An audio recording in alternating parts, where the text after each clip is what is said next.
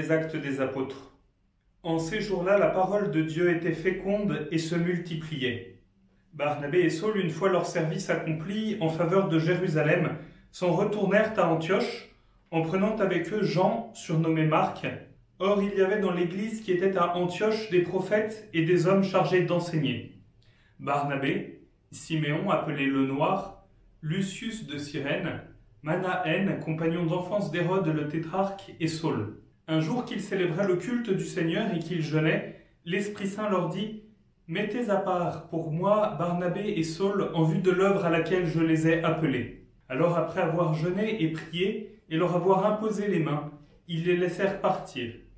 Eux donc, envoyés par le Saint-Esprit, descendirent à Séleucie et de là s'embarquèrent pour Chypre. Arrivés à Salamine, ils annonçaient la parole de Dieu dans les synagogues des Juifs. Ils avaient Jean-Marc comme auxiliaire. Parole du Seigneur. C'est Jésus ressuscité qui redonne la vie, entré dans l'éternité. Nous continuons donc de lire et d'entendre les Actes des Apôtres, et nous voyons de quelle façon les apôtres portent l'Évangile jusqu'au bout du monde. Et ils le font en proclamant, en annonçant la parole de Dieu. Ils annonçaient la parole de Dieu dans les synagogues des Juifs. Il y a dans le passage d'aujourd'hui une phrase assez intéressante qu'on retrouve 3 fois dans les Actes des Apôtres. En ces jours-là, la parole de Dieu était féconde et se multipliait. La parole de Dieu était féconde et se multipliait. Vous remarquez que le sujet de cette phrase, ce n'est pas les apôtres qui portent l'évangile, mais c'est la parole de Dieu elle-même. C'est la parole de Dieu elle-même qui est féconde et qui se multiplie. En écrivant ça, Saint Luc souligne le fait que la force de la parole de Dieu ne dépend pas d'abord du messager, ne dépend pas d'abord de nous-mêmes, des moyens que nous allons prendre, des efforts, mais de Dieu lui-même qui est présent et agissant dans sa parole. C'est Dieu lui-même qui agit. Et nous avons à croire et à le laisser agir. Et en répandant la parole de Dieu, en annonçant l'évangile, en annonçant les psaumes, en annonçant les lectures, eh bien nous faisons confiance à Dieu qui lui-même vient agir.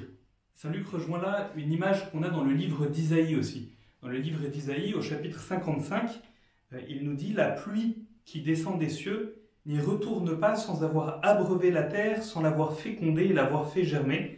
Ainsi en est-il de mes paroles. » Isaïe nous dit, on va prendre une image, c'est comme l'hortensia là, que le père Baudouin a planté. Eh bien là, il y a la pluie qui descend du ciel. On pourrait se dire finalement ça ne sert à rien, on ne voit pas à vue d'œil ce qu'elle produit. Et pourtant c'est cette pluie qui permet que cette hortensia vienne puiser dans la terre ce dont il a besoin et puisse ensuite pousser, fleurir comme il se doit. Eh bien Isaïe nous dit c'est pareil pour la parole de Dieu. Quelquefois devant la parole de Dieu, on pourrait se dire finalement est-ce que ça vaut vraiment le coup de passer du temps à lire, à écouter, à méditer la parole de Dieu? Pourquoi est-ce qu'on écoute ces petites vidéos des prêtres chaque jour? Pourquoi est-ce qu'à la messe, dans les baptêmes, dans chaque sacrement, dans chaque liturgie, pourquoi est-ce qu'il y a toujours un passage de l'écriture qu'on lit?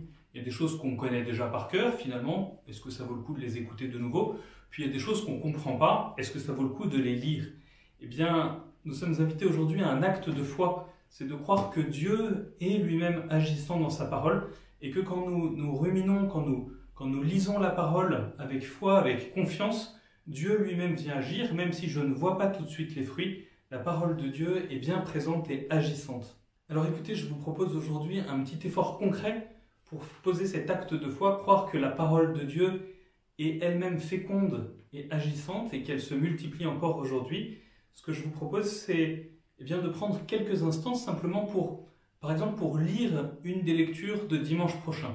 Voilà, pour la lire en avance, en disant au Seigneur, Seigneur, je prends du temps gratuitement pour lire la parole de Dieu, pour la méditer, pour préparer mon cœur pour la messe de dimanche prochain.